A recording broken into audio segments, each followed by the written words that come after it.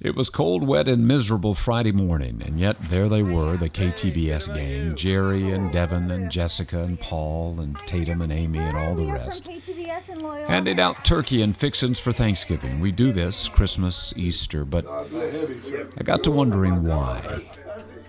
Maybe it goes back to these guys. You remember the wise men, they brought gold, frankincense, and myrrh to the baby Jesus, gifts, giving. Of course, a few years later, that's all he would talk about. For 3 years, it was loving, serving, giving to others. Freely ye have received. Freely give. In many cases, people you don't even know, total strangers. It really must have seemed strange at the time, but the idea caught on. Then, about 1,600 years later, the Pilgrims landed on a rock called Plymouth, found a hard, cold, miserable land and some Indians who could have been takers. But instead they turned out to be givers too. Taught the English how to tap the maple trees for sugar and grow corn and other things. Without them, the Pilgrims might not have survived. Now, I don't know this, but I'm guessing these Pilgrims had learned something too about giving. After all, one of the great givers of all time was the man they followed, Jesus. It's a pretty good bet they gave to the Indians, and the Indians gave back to them. It is, after all, the way this thing works. Give, and it shall be given to you. I saw that work just over the last year, watching Dana and Manny Koya.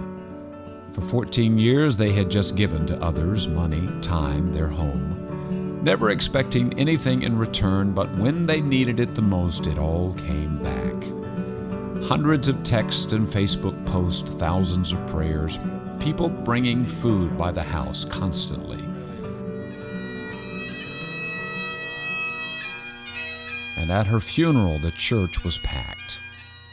The fruit of a life of a giver.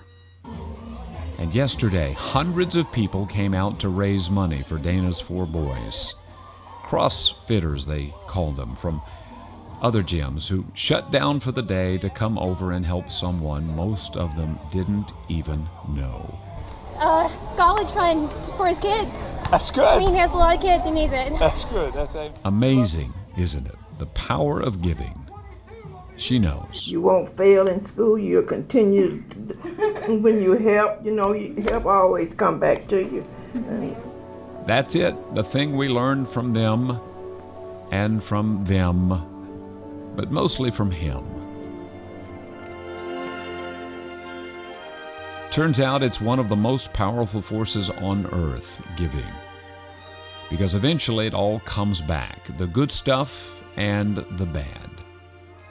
This Thursday, in between turkey and television, let's give thanks for the power of the gift.